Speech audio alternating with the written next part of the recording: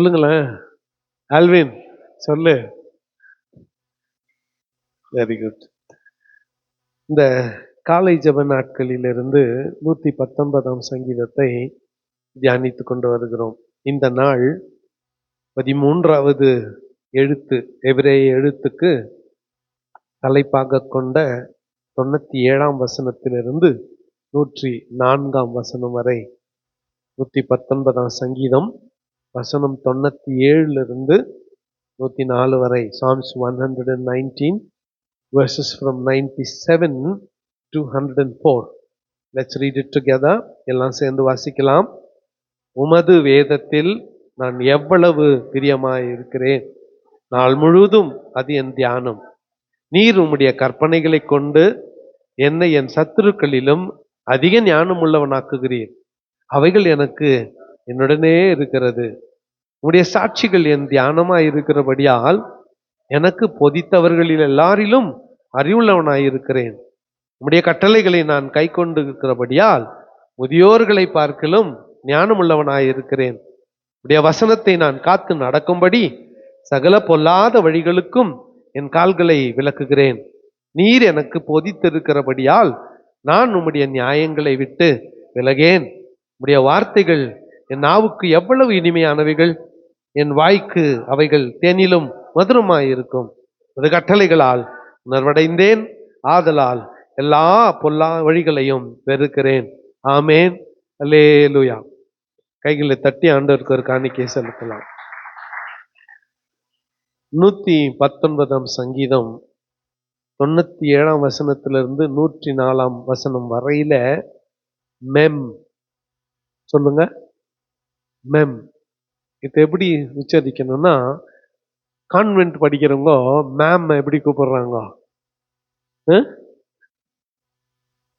அந்த தொனியில மேம். வாயில ஒரு சாக்லேட் வச்சுக்கின்னு மம்மின்னு அம்மாவை எப்படி கூப்பிடுவீங்க? மம். அப்படி கூப்பிடணும். சரி, இது 13வது எழுத்து, எபிரேய எழுத்து 13வது எழுத்து. இந்த 13வது எழுத்தினுடைய அர்த்தம் தண்ணீர், வாட்டர். மெம் என்றால் வாட்டர். இந்த மெம்முக்கு 2 அர்த்தம் இருக்கிறது. எபிரேய வார்த்தைகள் எல்லாமே அவ்வளவுதான். ஒன்று பெயர் சொல், இன்னொன்று வினை சொல். Noun and verb. First noun, பெயர் சொல் என்ன அப்படின்னா தண்ணீர். இந்த மெம் என்ற வார்த்தைக்கு பெயர் சொல்லுன்னா தண்ணீர். இதே மெம் என்ற வார்த்தைக்கு வினை சொல் என்னவென்றால் சுத்திகரிப்பு, சாங்டிஃபிகேஷன். சுத்திகரிப்பு. கொஞ்சம் குறை எல்லாம் தண்ணீரினாலே சுத்திகரிக்கப்படும். இப்போ சுத்திகரிக்கிற வேலையை செய்யறது எது? பொதுவா தண்ணி. ஆவிக்குரிய ரீதியில சுத்திகரிக்கிற வேலையை செய்யறது எது? ஒன்று இயேசுவினுடைய ரத்தம், இன்னொன்று கர்த்தருடைய வார்த்தை. சொல்லுங்க, கர்த்தருடைய வசனம், கர்த்தருடைய வார்த்தை.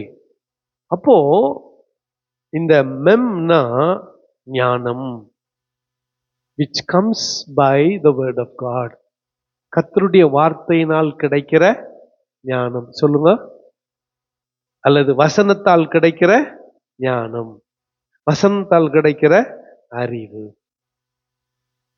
வேத அறிவு. இந்த மெம் என்கின்ற இந்த எழுத்தினுடைய அர்த்தம் வசனத்தால் கிடைக்கிற ஞானம், வசனத்தினால் கிடைக்கிற அறிவு. இந்த பின்னணியோடு 97ஆம் வசனத்திற்கு டெக்ஸ்டுக்குள்ள போலாம். 97ஆம் வசனத்துக்கு வரும் பொழுது, உம்முடைய வேதத்தில் நான் எவ்வளவு பிரியமாய் இருக்கிறேன், நாள் முழுதும் அது என் தியானம். இந்த 8 வசனத்துல 8 படிகளை நாம் பார்க்க போகிறோம். இந்த 8 எல்லாமே மொத்தமே 22 8 தான். 8ல 8 இது 3வது 8. 8க்குள்ள 8. நான் அதான் 8ன்னு நமக்கு அந்த பாட்டு தான் ஞாபகம் வரும். சரி, இந்த 8ல என்ன இருக்கு பார்க்கலாம். முதல் படி, உமது வேதத்தில் நான் பிரியமாய் இருக்கிறபடியால் நாள் முழுவதும் அதில் தியானமாயிருக்கு. சொல்லுங்க, ஃபர்ஸ்ட் ஸ்டெப் நம்ம வாழ்க்கையில என்ன சொல்லுங்க? நாள் முழுவதும் கர்த்தருடைய வசனத்தில்.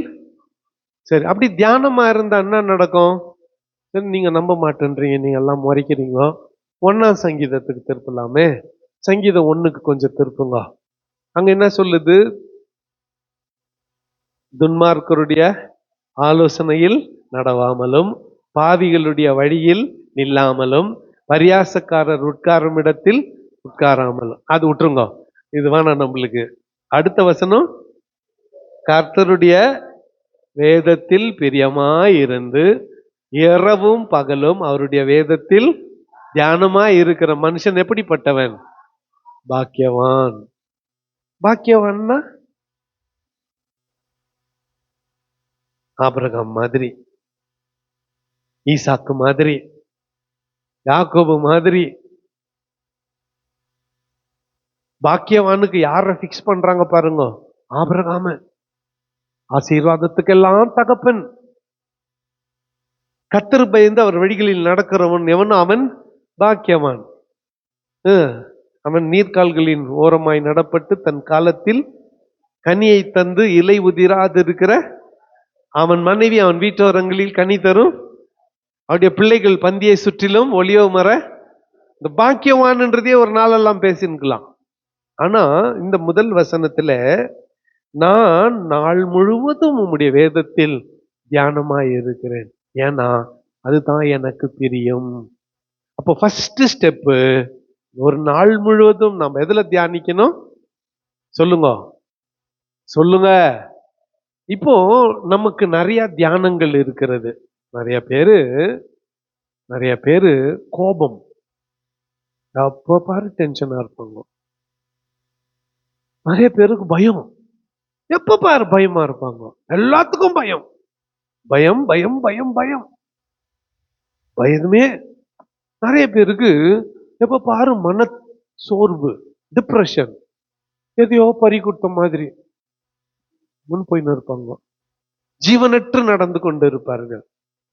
எதுல நீ மூழ்கி இருக்கிறாயோ, எதிலே நீ ஆழ்ந்து இருக்கிறாயோ, அது உன்னை ஆளப்போகிறது. கவனிக்கிறீங்களா? எதுல நீ ஆழ்ந்து இருக்கிறாயோ அது உன்னை ஆளப்போகிறது. நீ பயத்தில் ஆழ்ந்திருந்தால் பயம் உன்னை ஆளப்போகிறது. நீ மனச்சோர்வுல டிப்ரெஷன்ல ஆழ்ந்திருந்தா அது உன்னை ஆளப்போகிறது.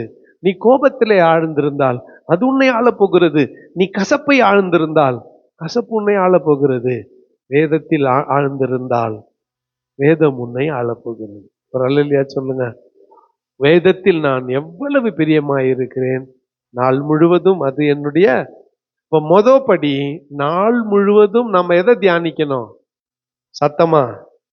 சத்தமா வேதத்தை தியானிக்க வேண்டும். 98ஆம் வசனத்துக்கு வரும் பொழுது, நீர் உம்முடைய கற்பனைகளை கொண்டு என்னை என் சத்துருக்களிலும் அதிக ஞானம் உள்ளவனாக்குகிறீர், அவைகள் என்றைக்கும் என்னுடனே இருக்கிறது. ஹல்லேலூயா. சரி, இந்த ரூம்ல ஒரு 20-25 பேர் இருக்கிறீங்கன்னு வச்சுக்கோங்களேன். உங்களை விட நான் ஞானமா இருந்தா அதுல ஒரு மேன்மையும் இல்லை. ஏன்னா நீங்கெல்லாம் என்னுடைய விசுவாசிகள்.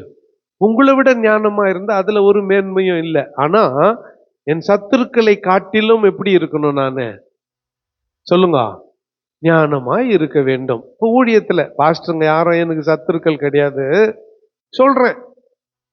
இப்போ அவங்கள ஒரு போட்டியா நான் நினைக்கிறேன்னு வச்சுக்கோங்களேன். அப்போ அவங்களை காட்டில நான் எப்படி இருக்கணும்? சொல்லுங்க, ஞானமா இருக்கணும். அப்போ எப்போ நாம கர்த்தருடைய கற்பனைகளை கை கொண்டு நடக்கிறோமோ அப்பொழுது நம்முடைய சத்துருக்களை காட்டிலும் நம்மை ஞானம் உள்ளவராக்குகிறார். ஒரு அல்லேலூயா சொல்லுங்க. இப்ப எதிராளியை ஜெயிக்கணும்னா, சத்துருவை ஜெயிக்கணும்னா, அவனை விட நாம ஞானமாய் நடந்து கொள்ளணும்னா கர்த்தருடைய கற்பனைகளை கை கொள்ளணும். ஹல்லேலூயா. கிராமத்துல இந்த வழக்கம் உண்டு. மாம மச்சான் உறவுல இருக்கிறவங்க, சப்போஸ் ஊர்ல இருந்து போய்க்கிறோன்னு வச்சுக்கோங்களேன், நம்மளை கேலி பண்றதுக்காக நம்மளை கோபப்படுத்தி விளையாடுவாங்க. எப்படி கோபப்படுத்துவாங்க? நம்மளுக்கு விரோதமா எதனா சொல்லுவாங்க. அதுல மாமன் மச்சம் உறவா இருந்தா நம்முடைய சகோதரிகளை வச்சு எதனா சொல்லுவாங்க. அப்ப நம்மளுக்கு என்ன வரும்? கோவம் வரும். எதிர்க்க ஒருத்தன் பேசினுப்பான், இன்னொருத்தன் பின்னால வந்து நம்ம பேண்ட்ல ஒரு கயிறை கட்டி, கயிறு ஓலையில காஞ்ச ஓலைக்குது பாரு, இது பணம் பழ ஓலை, அதை கட்டிடுவான். கட்டிட்டு இப்ப கட்டிக்கிறது நமக்கு தெரியாது, இப்ப கேலி பண்ணுவான். நம்மளுக்கு கோவம் வரும், துரத்துவோம். அவன் ஓடுவான், நம்ம துரத்துவோம். எல்லாரும் நம்மள பார்த்து சிரிப்பாங்க. ஏன்னா நம்ம பின்னால சத்தம் போட்டுனா வந்து நிக்குத பண ஓலை. புரியுதா? அதே தான். இப்போ நாம கர்த்தருடைய கற்பனைகளை கை கொண்டு நடந்தால் அந்த சத்துருக்களை காட்டில் எப்படி நடந்துக்குவோம்? அப்ப கோவப்பட மாட்டோம்.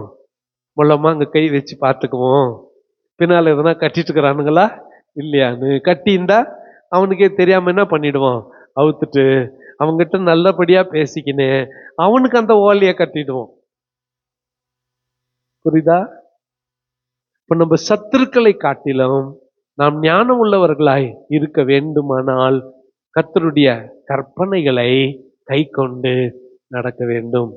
ஆமான்றவங்க ஒரு அல்லேலூயா சொல்லுங்க. அப்ப ரெண்டாவது படின்னா, நம்முடைய சத்துருக்களிலும் நாம் ஞானம் உள்ளவர்களாய் இருக்க வேண்டுமானால் கர்த்தருடைய கற்பனைகளை கை கொள்ள வேண்டும். அடுத்து மூன்றாவது படி 99ஆம் வசனத்துல, உம்முடைய சாட்சிகள் என் தியானமா இருக்கிறபடியால் எனக்கு போதித்தவர்கள் எல்லாரிலும் அறிவுள்ளவனாக்குகிறீர். இது ஒரு பெரிய பிரச்சனை. பெருமை வராதபடி இதுல பார்த்துக்கணும். ஏன்னா இப்போ நிறைய பேர் போதகர்கள் இருக்கிறார்கள், இன்னைக்கு தேவைப்படுற நிறைய ஆசிரியர்கள் இருக்கிறார்கள். Teachers are many. தேவையானது தகப்பன் இதயம் கொண்டவர்கள். இன்னைக்கு மென்டர்ஸ் தான் தேவை, பர்னபாசனை தான் தேவை சபைக்குள்ள. சரி, அடுத்த போதித்தவர்களை விட ஞானவான்களாய் அறிவுள்ளவர்களாய் எப்படி மாறுறது? நான் சிந்திக்கும் போது வாலிப பிரயாத்துல நான் இருக்கும் பொழுது நிக்கல்சன் ஐயா, ஆல்வின் ஐயா போன்றவர்கள் என்னை போதித்து நடத்தினார்கள். அதுக்கு பிறகு ஆர்லஸ் ஐயா, அதை தொடர்ந்து ஜாஷோயா, பிஷப் ஐயா, ஜெஃப்ரியா அப்படின்னு இந்த என்னுடைய ஆசிரியர்களுடைய அந்த பட்டியல் நீண்டு கொண்டே போகிறது. டொமினியன் மினிஸ்ட்ரிக்கு வந்த போது ரஷ்டியா, டான்யம்மா, ஹாப்பி கால்வில்லையா, அவரோட மெசேஜஸ். அப்புறம் டிவியில நான் விரும்பி பார்க்கிற சில போதகர்கள், சார்ல்ஸ் ஸ்டான்லி என்ற ஒரு பரிசுத்தவான், ஜான் ஹாகி ஐயா, அப்புறம்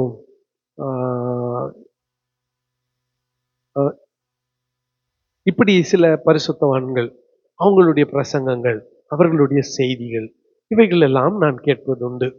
இப்ப ஆனா அங்க என்ன சொல்லுதுன்னா, உங்களுடைய சாட்சிகள் என் தியானமாய் இருக்கிறபடியால் எனக்கு போதித்தவர்களிலும் அறிவுள்ளவனாக்கி ஆக்குகிறார். எப்படி? ஒரே கண்டிஷன் தான், உங்களுடைய சாட்சிகள் என்னுடைய தியானமா இருந்தா.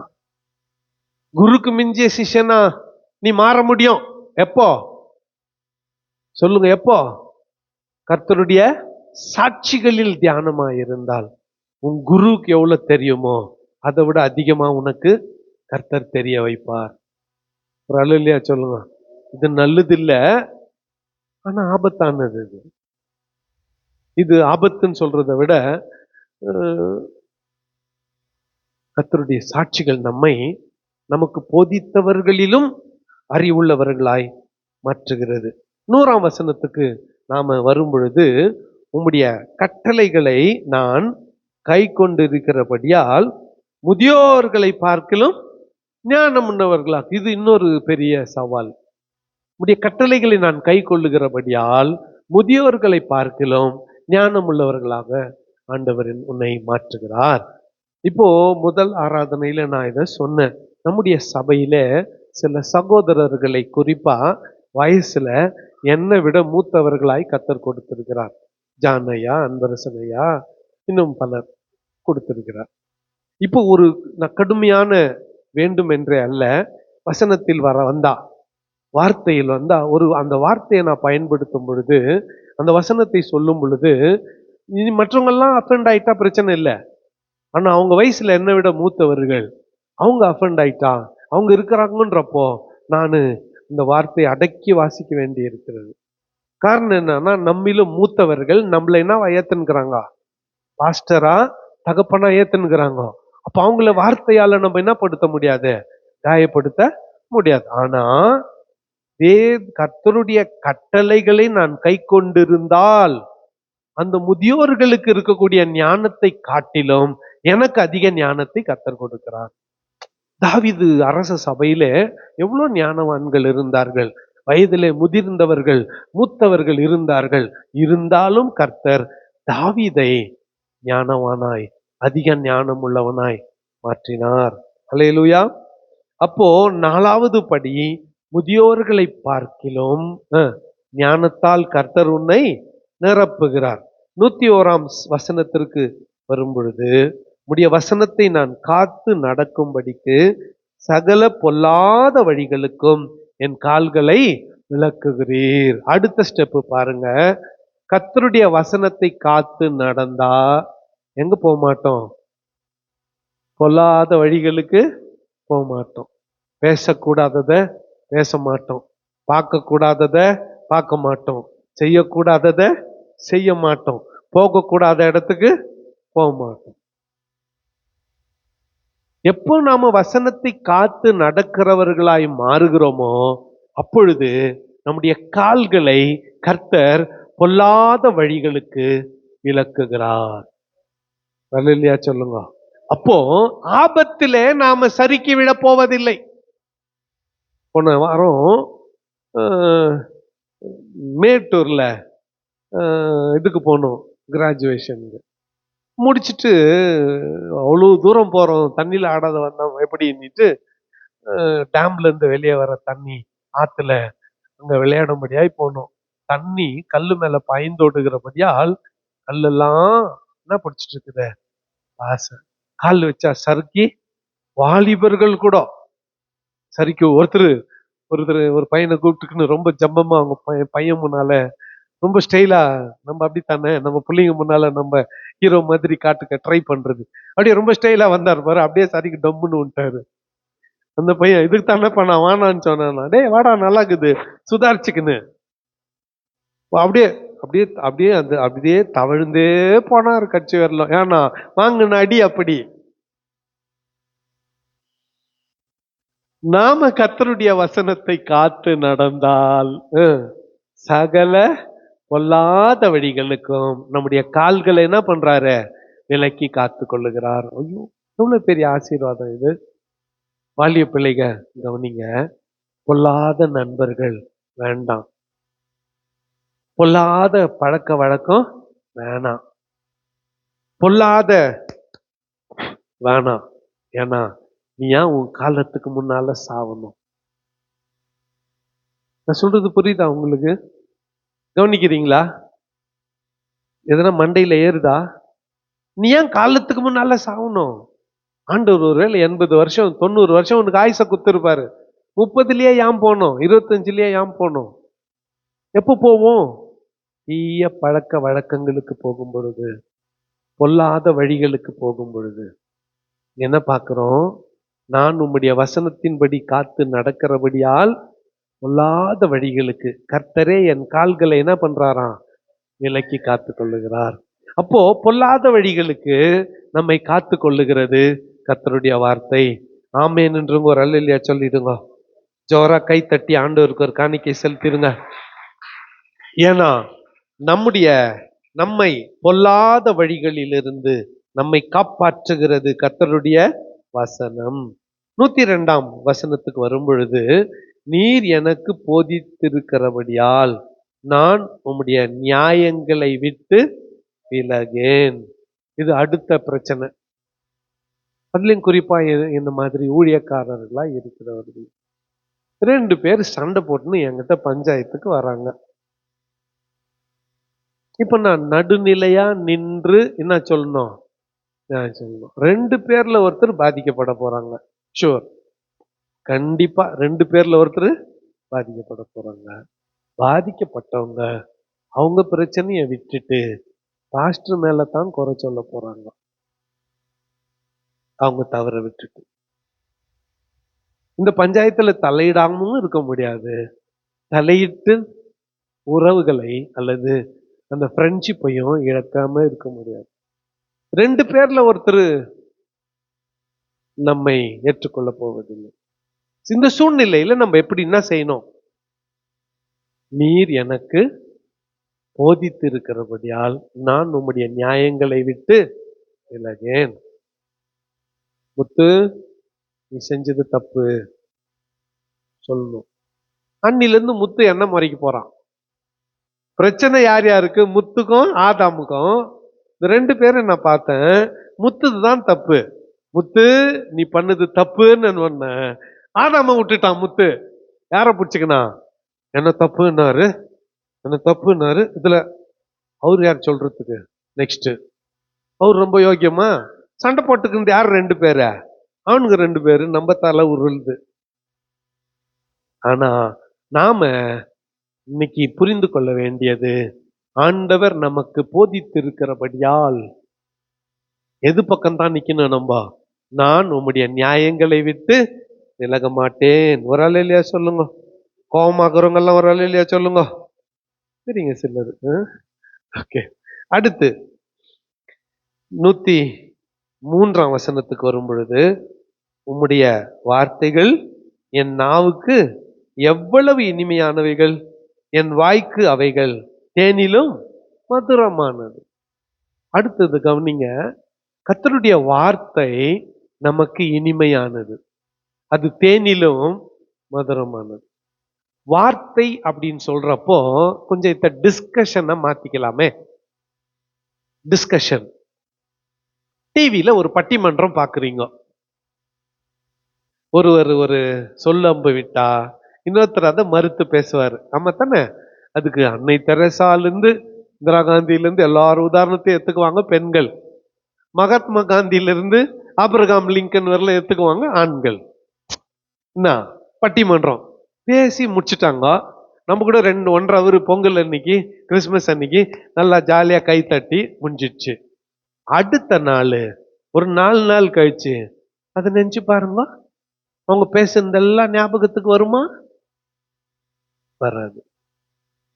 இது ஒரு பக்கம். இன்னொரு உதாரணத்தை சொல்றேன். 2 பேருக்குள்ள பிரச்சனை. 2 பேருக்குள்ள பிரச்சனை. 1ஆம் சங்கீதத்தை 23ஆம் சங்கீதத்தை ஏதோ ஒரு சங்கீதத்தை எடுத்துக்கோங்க. 6 வசனங்குது. இப்போ நம்ம யார் 2 பேர் சொல்லலாம்? இது ஆதாமுக்கும் முத்துக்கும் காலேஜில் சண்டை பிரச்சனை. 23ஆம் சங்கீதத்தை அதை எடுத்துக்கணும். ஆதாம் முதல் 3 வசனத்தை நீ தியானம் பண்ணு, அடுத்த 3 வசனத்தை முத்து தனித்தனியா தியானம் பண்ணிட்டோம். பண்ணிட்டு ஒன்னா சேர்ந்து வந்து டேபிள்ல இந்த பக்கம் ஆதாம், அந்த பக்கம் முத்து உக்கான்னு நீ படிச்சதை சொல்லு, நீ படிச்சதை சொல்லு. 2 பேரும் அவங்க தியானம் பண்ணதை சொல்ல ஆரம்பிக்கிறாங்க. பேச ஆரம்பிச்சதும் அந்த தியானத்தை முடிச்ச பிறகு அவங்க 2 பேருக்குள்ள என்ன ஏற்படும்னா மகிழ்ச்சி ஏற்படும். திரும்பி சண்டை இருக்காது. ஏன்னா கர்த்தருடைய வார்த்தைகள் என் நாவுக்கு எப்படி இருக்கு? இனிமையா இருக்கிறது. என் வாய்க்கு அவைகள் தேனிலும் மதுரமாய் இருக்கிறது. ஒரு அல்லேலூயா சொல்லுங்க. அப்ப அடுத்த கட்டத்துல கர்த்தருடைய வார்த்தை நமக்கு எப்படி இருக்கு? தேனிலும் மதுரமாய் இருக்கிறது. இப்போ எது டேஸ்ட் ஆகுதோ அது இன்னும் கொஞ்சம் வேணும்ன்றோம் நம்ம. ஆமா தானே? ஒரு கல்யாணத்துக்கு போறோம் அல்லது ஒரு ஃபங்க்ஷனுக்கு போறோம். அங்க போனா பிரியாணி நல்லா இருக்குது, ஒயிட் எல்லாம் இருக்குது, எல்லாத்தையும் ஃபர்ஸ்ட் ரவுண்டு சாப்பிட்டுட்டோம். எக்ஸ்ட்ரா எது கேட்குறோம் சொல்லுங்க? நம்ம எது டேஸ்ட் நல்லா இருக்குதோ, கபாப் நல்லா இருந்துச்சுன்னு நினச்சிங்க ஒரு பீஸ்ன்றோம். நம்ம தானே? பாயசம் நல்லா இருந்துச்சானா ஒரு பாயசம்ன்றோம். பிரியாணியில ஒரே உப்பாக்குதுன்னு வச்சுக்கோங்களேன், என்ன சொல்றோம்? வானாண்டிடுறோம். அதுக்கு பதிலாக கொஞ்சம் ஒயிட் ரைஸும் ரசம் போடுன்றோம். ஏன்? எது டேஸ்ட் ஆக்குதோ அதை இன்னும் கேட்போம். எல்லாத்துக்கும் பரவாயில்ல, ஆனா வேத வசனத்துக்கு பைபிள் என்ன சொல்லுது பாருங்க, உடைய வார்த்தைகள் என் ஞாவுக்கு எப்படி இருக்கு, எவ்வளவு இனிமையானவைகள், என் வாய்க்கு அவைகள் தேனிலும் மதுரமாய் இருக்கிறது. தேனிலும், தேன் கூட்டிலிருந்து ஒழுகும் தெளிந்த தேனிலும் மதுரமாய் இருக்கிறது இன்னொரு இடத்துல. அப்போ அடுத்த படி, கர்த்தருடைய வார்த்தைகள் நமக்கு எப்படி இருக்கு, தேனிலும் மதுரமாயிரு. 104 வசனம் எல்லாம் சேர்ந்து வாசித்துடலாம். கடைசியா, உமது கட்டளைகளால் உணர்வடைந்தேன், ஆதலால் எல்லா பொய் வழிகளையும் வெறுக்கிறேன். லாஸ்ட் படி பாருங்களேன், கர்த்தருடைய வார்த்தையின்படி நடந்தால் எல்லா பொய் வழிகளையும் வெறுப்போம். அல்லேலூயா. பொய் வழிகள் எது எது? ஏமாத்துறது, திருடுறது, எல்லாம் எனக்கு எனக்கு எனக்குன்றது பொய் வழிகள். அநியாயமா நடந்துக்கிறது, அநியாயத்துல ஆசைப்படுறது, குறுக்கு வழியில சீக்கிரத்துல பணக்காரனா இன்னொன்னு நினைக்கிறது, இதெல்லாம் என்ன? பொய் வழிகள். பில்ல திருத்துறது,